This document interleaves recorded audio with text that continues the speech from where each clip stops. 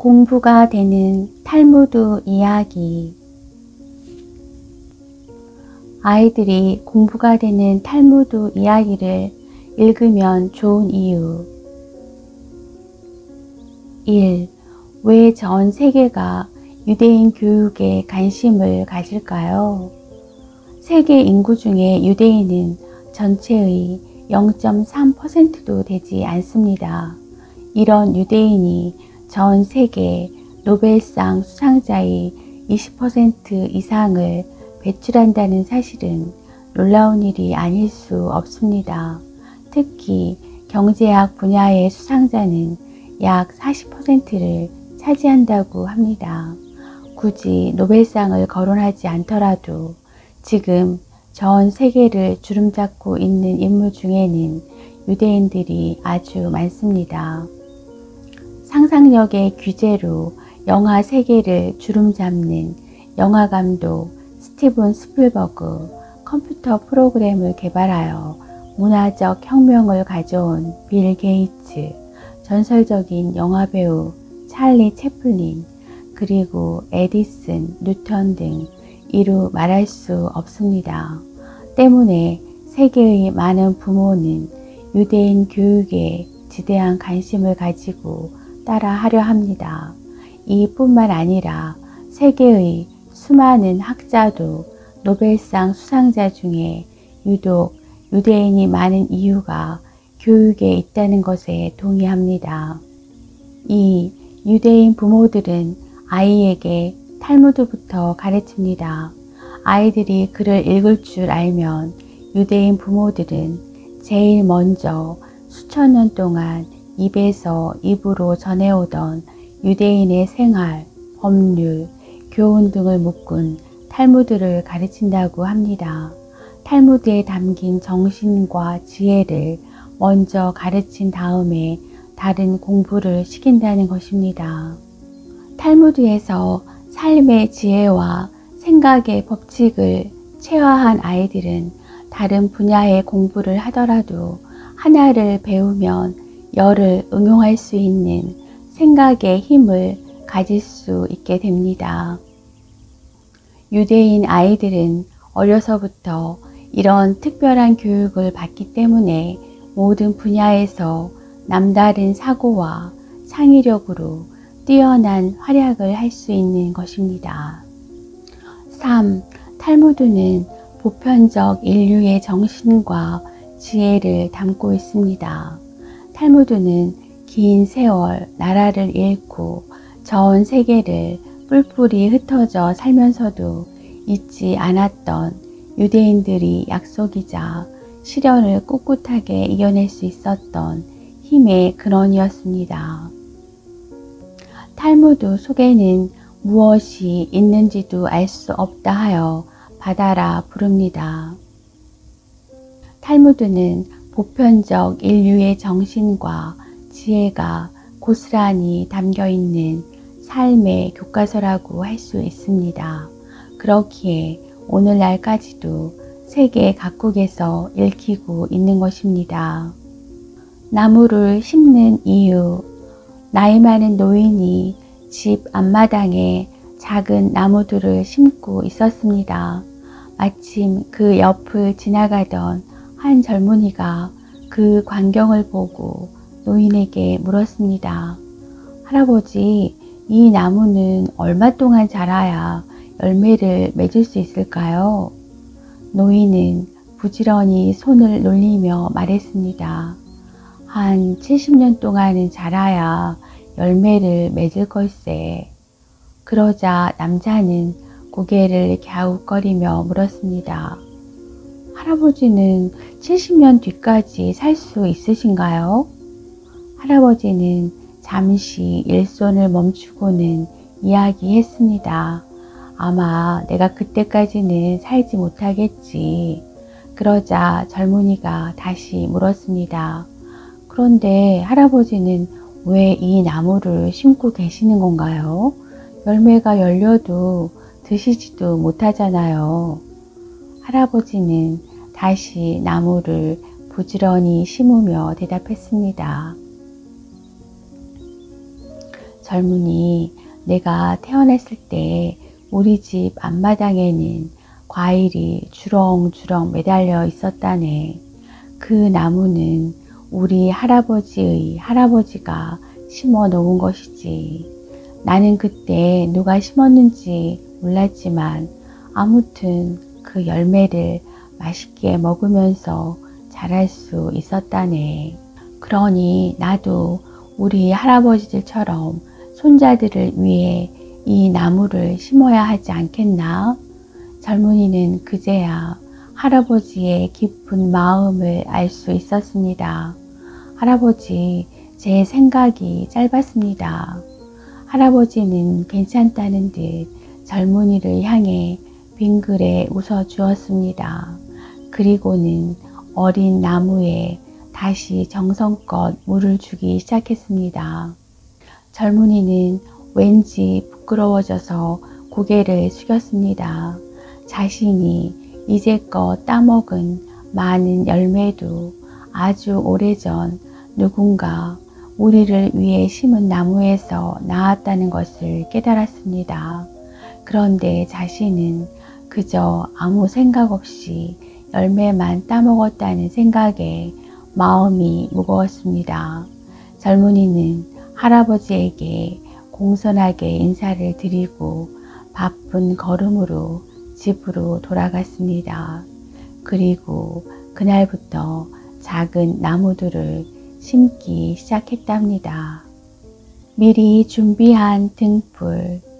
어떤 남자가 이웃 마을을 방문하기 위해 산길을 가고 있었습니다. 그런데 너무 늦게 출발하여 캄캄한 밤이 되고 말았습니다. 발걸음을 재촉하며 캄캄한 밤거리를 조심조심 걷고 있는데 한참 길을 가다 보니 반대편에서 등불을 든 한 사람이 걸어오고 있는 게 보였습니다. 남자는 그 등불 덕분에 캄캄한 밤길이 한결 밝아져 좋았습니다. 그런데 조금 이상하게도 등불을 든 사람은 등불을 들고도 길이 잘 안 보이는지 더듬더듬 걷고 있었습니다. 이윽고 가까이에서 그 사람과 마주치고 보니 등불을 든 사람은 앞을 못 보는 장님이었습니다. 남자는 이상한 생각이 들었습니다. 아무것도 보지 못하는 장님이 등불을 들 필요가 있는지 이해가 되지 않았습니다. 남자는 장님에게 물었습니다. 당신은 앞이 안 보이지 않습니까? 그런데 왜 등불을 들고 다니지요? 장님은 등불을 들어 보이며 대답했습니다. 이 등불은 나를 위해 들고 다니는 것이 아닙니다. 당신처럼 눈이 잘 보이는 사람을 위해서 들고 다니는 것입니다. 남자는 더 이해가 되지 않았습니다. 도무지 이해가 되지 않습니다. 당신이 들고 있는 등이 왜 우리에게 필요한 것이지요? 만약 제가 어두운 길을 등불도 없이 걸으면 다른 사람들은 제가 장님인지 알지 못하지요. 그러면 제가 강이나 골짜기에 떨어지는 위험한 경우를 당해도 사람들은 저를 도와줄 수가 없거든요. 남자는 장님의 이야기에 고개를 끄덕였습니다. 그렇군요. 맞아요. 당신이 앞이 안 보이는 걸 알아야 다른 사람들이 조심해서 길을 비켜주고 도와줄 수 있겠네요. 맞습니다. 이 등불은 저를 위한 것이라기보다는 눈뜬 사람을 위한 것입니다. 여기 앞이 보이지 않는 사람이 걷고 있으니 조심하라고 알려주는 것이지요. 남자는 무릎을 탁 치며 장님의 철저한 준비성과 조심성 있는 태도에 감탄했습니다. 죽은 뒤에도 영원히 남는 것. 문을 여시오. 임금님의 명령을 가지고 왔소. 문을 연 한 젊은이는 갑작스런 임금님 심부름꾼의 방문에 깜짝 놀랐습니다. 도대체 무슨 일이오? 나도 자세한 건 잘 모르오. 임금님께서 지금 당신을 궁궐로 데려오라는 명령이오. 젊은이는 당황한 얼굴로 다시 물었습니다. 상을 내리시려는 것이오? 아니면 벌을 내리시려는 것이오? 심부름꾼은 짜증스러운 듯이 대답했습니다. 나도 모르오. 나는 어쨌든 전했으니 내일까지 궁궐로 오시오. 그리고는 휘잉하니 말을 타고 돌아갔습니다. 젊은이는 생각할수록 마음이 불안했습니다. 내가 혹 무슨 잘못이라도 했단 말인가? 젊은이는 겁이 나고 불안하기도 해서 도저히 혼자 궁궐로 갈 용기가 나지 않았습니다. 그래서 한참을 안절부절 못하던 끝에 젊은이는 친구와 함께 가기로 결심했습니다. 젊은이에게는 3명의 친구가 있었습니다. 첫 번째 친구는 젊은이가 믿고 의지하는 가장 소중하게 생각하는 친구이고, 두 번째 친구는 친하긴 하지만 첫 번째 친구만큼 믿는 친구는 아니었습니다. 그리고 세 번째 친구는 그냥 아는 사이일 뿐 친하지도 소중하게 생각하지도 않는 친구였습니다. 젊은이는 가장 소중한 첫 번째 친구부터 찾아갔습니다. 그리고는 사정을 이야기하고 함께 궁궐로 가줄 것을 부탁했습니다. 그런데 가장 믿었던 친구는 냉정하게 거절했습니다. 미안하지만 못 가겠네. 내가 무슨 일을 당할지도 모르는데 어떻게 같이 가겠나? 젊은이는 계속해서 부탁했지만 그 친구는 같은 대답만 되풀이할 뿐이었습니다. 젊은이는 너무나 실망한 채로 발걸음을 돌릴 수밖에 없었습니다. 가장 믿었던 친구가 자신이 어려움에 처했을 때 모른 척 하는 것을 보니 자신이 친구를 잘못 본 게 틀림없었습니다. 젊은이는 이번에 두 번째 친구를 찾아갔습니다. 사정을 이야기하자 친구는 난감한 표정을 지으며 말했습니다. 그럼 나는 궁궐문 앞까지만 함께 가겠네. 그 다음부터는 자네 혼자 알아서 가게. 젊은이는 다시 한번 간곡히 부탁했습니다. 내 마음이 많이 불안해서 그러네. 거기까지 간 김에 궁궐까지 같이 가주면 안 되겠나? 내 고마움은 잊지 않겠네. 우린 친구가 아닌가. 하지만 두 번째 친구의 대답은 그대로였습니다. 안 되겠네. 내가 갈 수 있는 것은 궁궐 앞까지만이네. 같이 갔다가 무슨 봉변이라도 당할까봐 무섭네. 젊은이는 두 번째 친구의 대답에 너무도 실망하여 다시 발걸음을 돌렸습니다.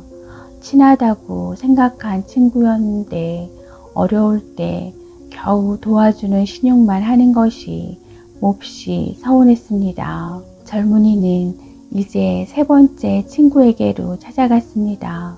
친한 사이가 아니라 크게 기대는 하지 않았지만 그래도 용기를 내었습니다.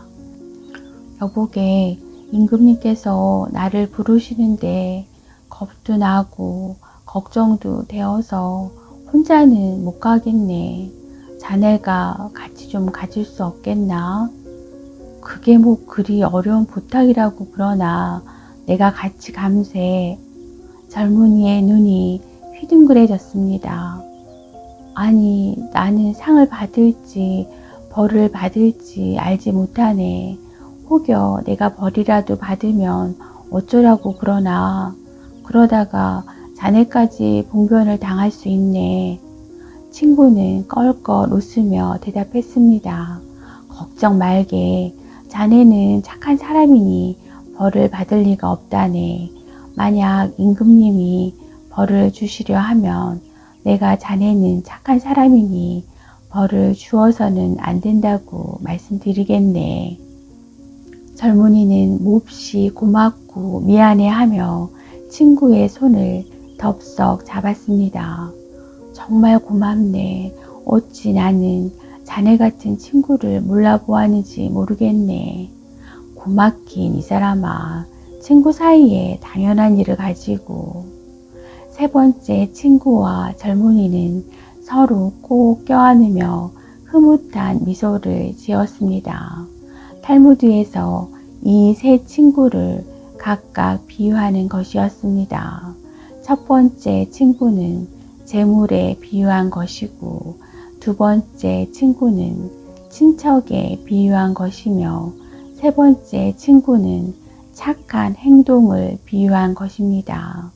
그리고 임금님이 젊은이를 부른 것은 죽음을 의미합니다. 죽음을 맞으면 사람들은 재물은 하나도 가져갈 수 없습니다. 그리고 친척은 장례식장까지 함께 합니다.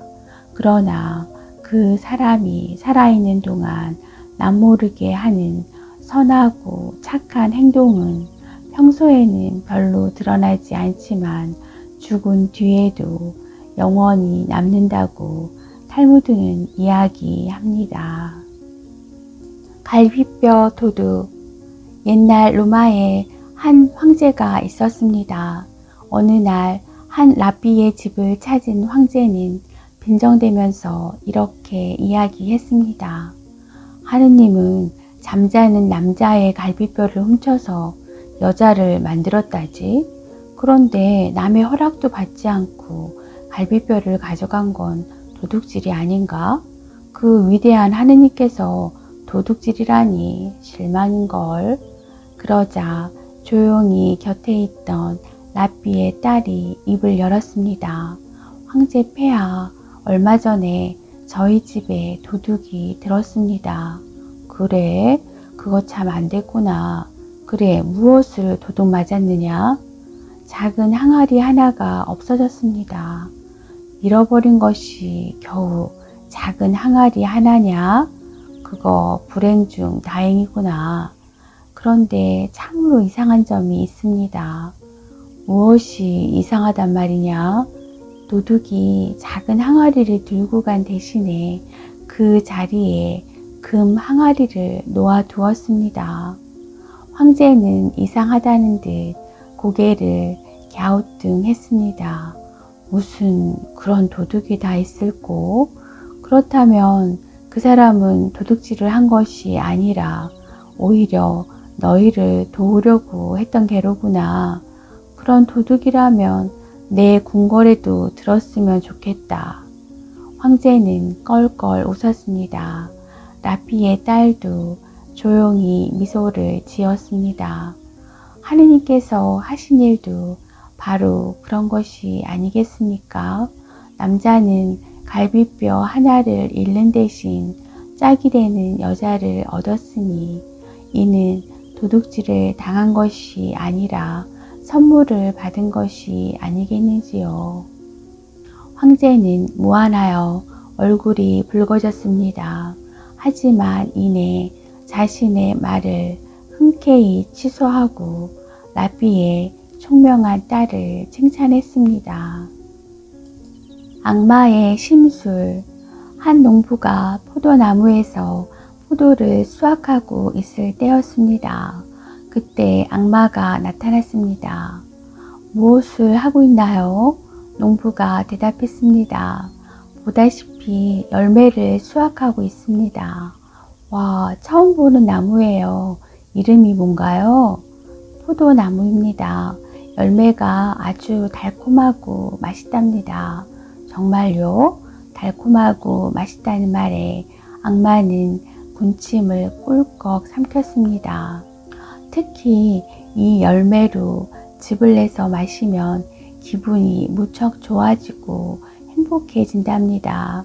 농부가 자랑을 하자 악마는 약간 심술이 났습니다. 그렇게 좋은 열매를 그동안 인간들만 먹었단 말인가?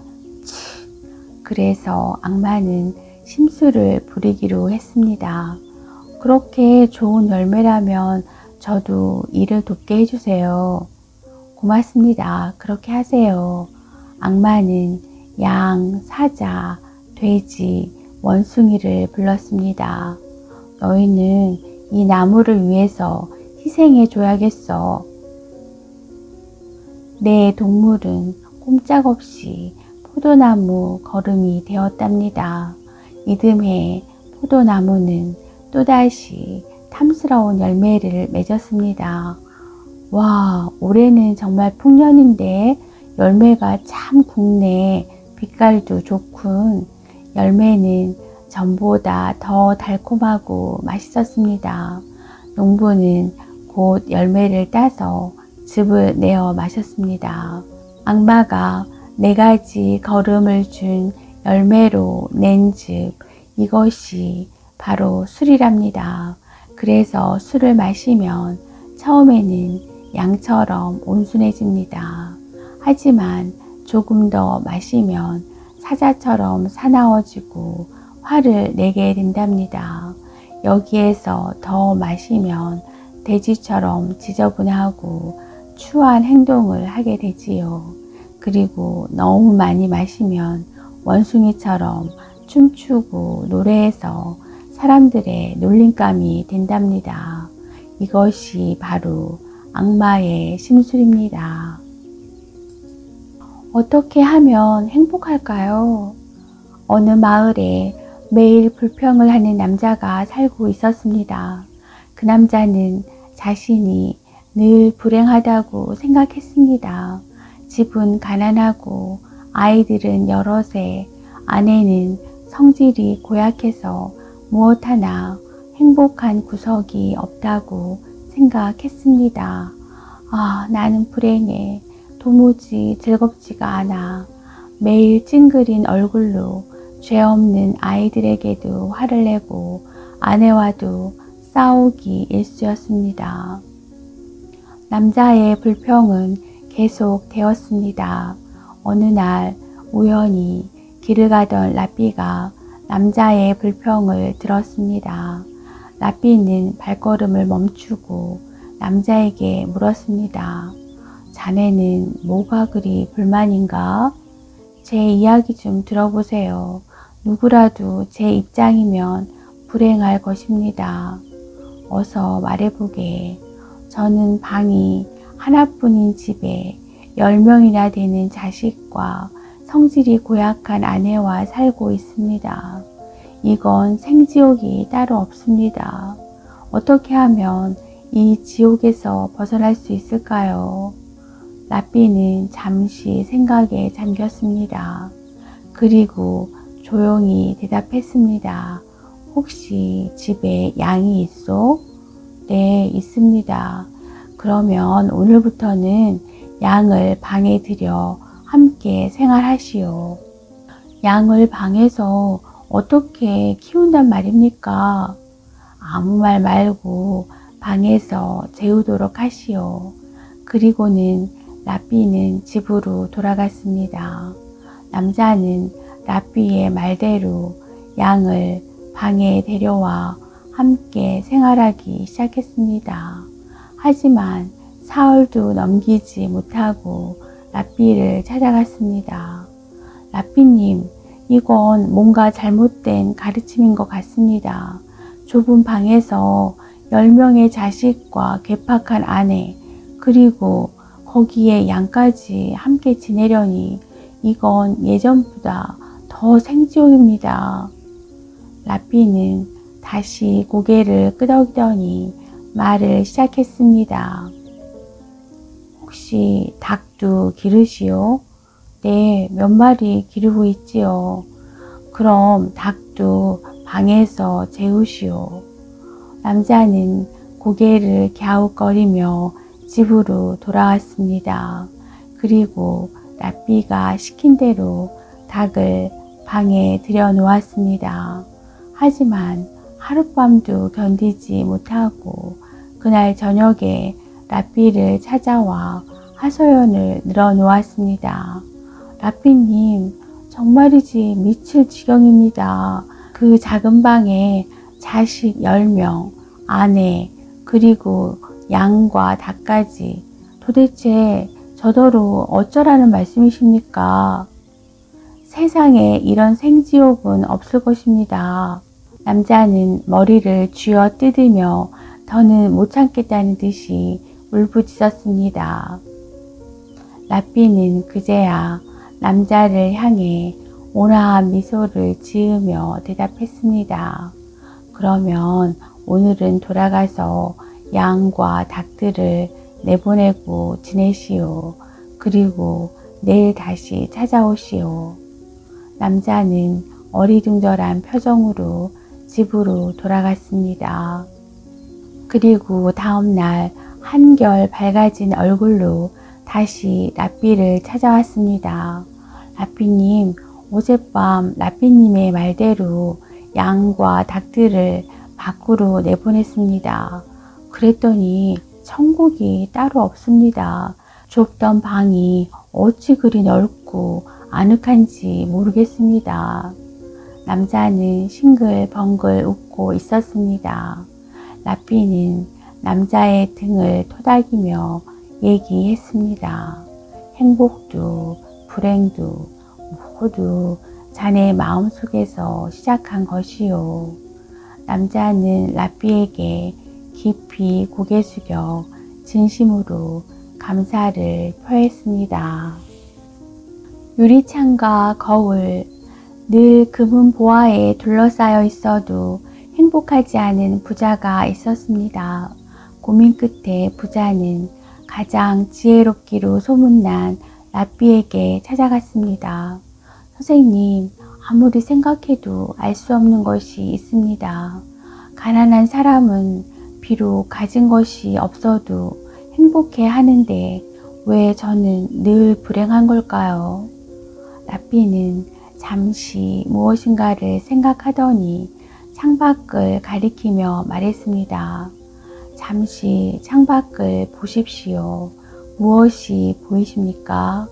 한 아주머니가 딸의 손을 잡고 다정하게 걷고 있습니다. 그리고 가로수 가지가 흔들리는 걸 보니 바람도 시원하게 불고 있네요. 또 과일 장수가 과일 수레를 천천히 밀면서 가고 있습니다. 정말 평화롭고 행복한 풍경이로군요. 그럼 이번에는 여기 벽에 걸려 있는 거울을 보십시오. 무엇이 보이십니까? 제 모습만 보입니다. 그러자 랍비는 부자에게 조용히 말했다. 유리창이나 거울이나 모두 똑같이 투명한 유리로 만들어져 있습니다. 그런데 보이는 게 다릅니다. 그거 참 신기하지 않습니까? 자, 거울 뒷면을 보십시오. 유리에 금속이 씌워져 있지요. 그래서 자기 모습밖에 안 보이는 건 마음입니다. 거울로 자기 모습만 사랑하는 사람은 불행할 수밖에 없습니다. 사랑을 지키는 지혜. 옛날 어느 마을에 결혼 10년을 맞이한 부부가 있었습니다. 이 부부는 마을 사람들 모두가 부러워할 만큼 사이가 좋았습니다. 남편과 아내는 한마음 한뜻으로 서로를 의지하고 사랑하고 존경하며 살고 있었답니다. 그런데 어느 날 남편과 아내가 랍비를 찾아가 이렇게 말했습니다. 랍비님, 저희는 이제 헤어지려고 합니다. 이혼을 허락해 주십시오. 아니, 두 분은 서로 사이좋게 지내지 않으셨습니까? 무슨 이유로 헤어지려고 하십니까? 남편과 아내는 한숨을 푹 푹 쉬며 자초지종을 들려주었습니다. 아직 아이가 없지만 두 사람은 서로를 진심으로 사랑하고 행복하게 잘 살고 있었습니다. 이 부부는 앞으로도 행복하게 잘 살기로 약속했는데 자꾸만 남편 쪽 집안 어른들이 아이가 없으니 헤어지라고 한다는 것입니다. 남편이 설득하려 했지만 집안 어른들은 계속해서 둘의 사랑을 반대했답니다.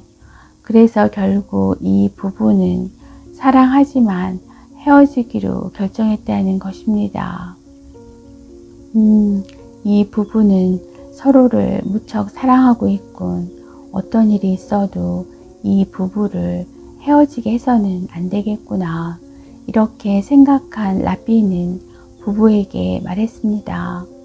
그래도 서로를 미워하여 헤어지려는 것은 아니구려. 두 사람이 절대로 헤어지고 싶지 않다면 앞으로 내가 시키는 대로만 하시오. 세상에 넘지 못할 고난은 없는 법이요. 그게 무엇입니까, 라삐님?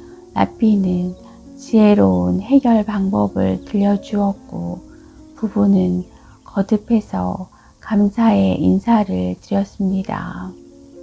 다음 날 남편은 라삐가 일러준 대로 큰 잔치를 열었습니다. 자기와 헤어지게 된 아내에게 큰 슬픔만은 주지 않고 평온한 가운데에서 헤어지기 위해서 위로하는 잔치였답니다. 잔치가 한창 무르익었을 때였습니다.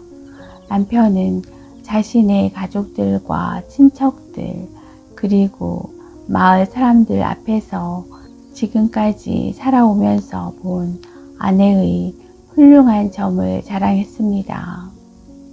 서로 싫어서 헤어지는 게 아니라는 것을 많은 사람 앞에서 명백하게 밝히고 싶었던 것입니다.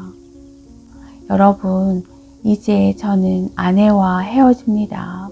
하지만 절대로 아내가 싫어서가 아닙니다. 하느님께서 저희에게 아기를 주시지 않았기 때문이랍니다. 그래서 저는 지금까지 저를 위해 살아온 아내에게 선물을 하나 주고 싶습니다. 아내가 원한다면 무엇이든 줄 생각입니다. 이 부부의 사이좋은 모습을 기억하는 사람들은 남편의 마음을 이해한다는 듯이 고개를 끄덕였습니다. 남편의 가족과 친척들도 고개를 끄덕이며 찬성했습니다. 그래, 네가 좋을 대로 하거라. 남편이 아내에게 말했습니다. 여보, 뭐든 좋으니 한 가지를 선택하시오. 당신이 원하는 것이라면 무엇이든 주겠소. 내 가족과 친척들 그리고 마을 사람들까지 모두 모인 이 자리에서 약속하오. 그러자 아내는 수줍어 하면서도 또박또박 힘주어 말했습니다. 여보, 저는 보석도 재산도 원치 않습니다. 제가 원하는 것은 딱 하나 따로 있습니다. 그게 무엇이요?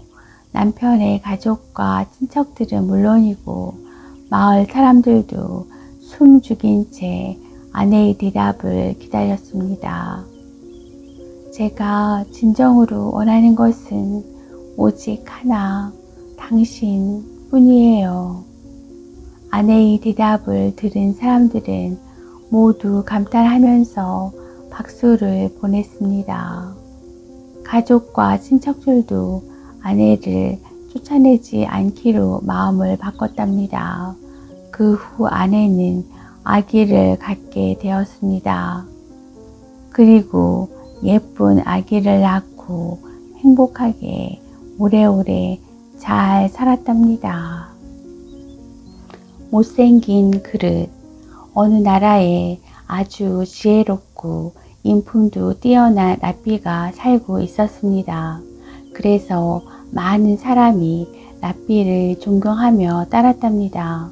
어려운 일이 닥치거나 풀지 못할 문제가 있으면 사람들은 그 현명한 랍비를 찾아 해답을 찾고는 했습니다. 그런데 모든 것이 다 좋았지만 그 랍비는 얼굴이 너무 못생겨서 사람들이 수군거리곤 했습니다. 얼굴만 괜찮았다면 얼마나 좋을까. 그럼 정말 완벽했을 텐데. 하지만 랍비는 그런 사람들의 수군거림에 별로 신경을 쓰는 것 같지는 않았습니다.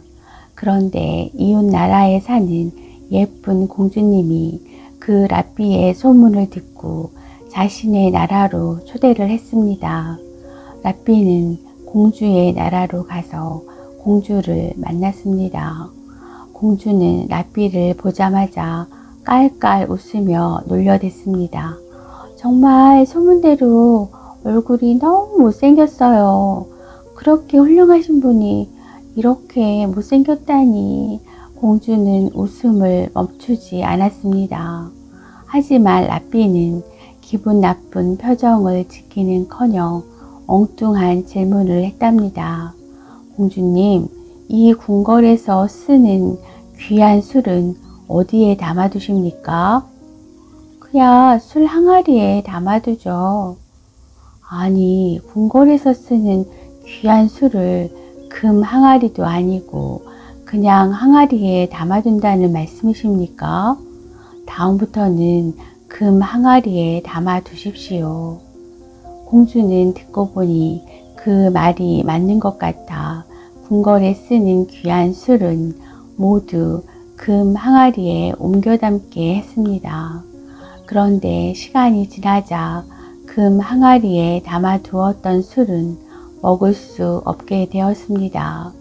금 항아리가 포도주의 맛을 상하게 했기 때문이랍니다. 화가 난 공주는 랍비를 찾아갔습니다. 금 항아리에 담아둔 술이 모두 맛이 변했어요. 어째서 제게 그런 일을 시킨 거죠? 공주는 단단히 화가 나서 큰 소리로 따져 물었습니다. 그러자 랍비는 공손하게 대답했습니다. 공주님, 아무리 귀한 금 항아리라도 술을 상하게 할 수 있듯이 사람도 마찬가지입니다. 외모가 훌륭하다고 꼭 좋은 것만은 아닙니다. 때론 흙으로 빚은 항아리가 더 쓸모있듯 외모가 못생겼다고 그 사람의 지혜와 인품이 빛나지 않는 것이 아닙니다. 공주는 그제야 랍비가 술을 금 항아리에 담게 한 이유를 알고는 부끄러워 고개를 숙였습니다. 그 이후에 공주는 그 랍비를 더 존경하게 되었고 사람의 외모를 보고 비웃는 버릇을 고칠 수 있었답니다. 우리는 항상 옛날부터 세상 사람들은 하느님의 말씀에 충실하게 살아왔습니다. 그런데 시간이 지나면서 차츰 하느님을 멀리하고 죄를 지으며 반성할 줄도 모르게 되었습니다. 그래서 하느님은 큰 홍수를 일으켜서 벌을 주기로 결심하셨답니다. 어느 날 하느님은 노아를 부르셨습니다. 노아는 악한 세상 속에서도 하느님의 말씀을 가장 잘 따르며 착하게 살아가는 사람이었습니다. 노아야, 노아야. 밭에서 일을 하고 있던 노아는 하느님을 보고 얼른 무릎을 꿇었습니다. 지금부터 내가 하는 말을 잘 들어라. 지금 세상 사람들은 너무 많은 죄를 짓고 있다. 그러면서 반성할 줄도 모른다. 내 그 벌로 큰 홍수를 내릴 것임이라. 그러니 너는 홍수에 대비해서 커다란 배를 만들도록 하여라. 네, 그대로 따르겠습니다. 그런데 배는 얼마나 커야 합니까? 너와 너의 가족 그리고 세상에 사는 동물 한 쌍씩을 태울 만한 크기여야 하느니라. 노아는 그날부터 온 가족과 함께 커다란 배를 만들기 시작했습니다. 노아는 한 명이라도 더 구해내기 위해 사람들에게 홍수에 대비하라고 이야기하고 다녔습니다. 그러나 사람들은 노아네 가족을 보고 비웃기만 했답니다. 그리고 시간이 흘러 하느님이 말씀하신 그 날이 되었습니다. 할 수 없다. 시간이 없어. 이제 세상의 모든 동물을 한 쌍씩 불러 모아야겠어. 이렇게 생각한 노아는 하느님이 내려주신 특별한 뿔고동을 힘차게 불었습니다. 뿔고동 소리를 듣고 세상의 모든 동물들이 쌍을 지어 배로 몰려왔습니다. 그때 선도 불이 나게 달려왔답니다. 저도 태워주세요. 노아는 고개를 저으며 말했습니다. 미안하지만 이 배에는 꼭 짝이 있어야만 탈 수 있단다. 아직 시간이 좀 있으니 어서 너의 짝을 찾아서 데리고 오렴. 선은 할 수 없이 돌아가서 자기의 짝을 찾아 헤맸답니다. 그리고 얼마 후 선은 악을 데리고 노아에게 갔습니다. 그래, 너의 짝을 찾았구나. 어서 타거라. 네, 고맙습니다. 그 후로 선이 있는 곳에는 단짝이 된 악도 언제나 함께 있게 되었답니다.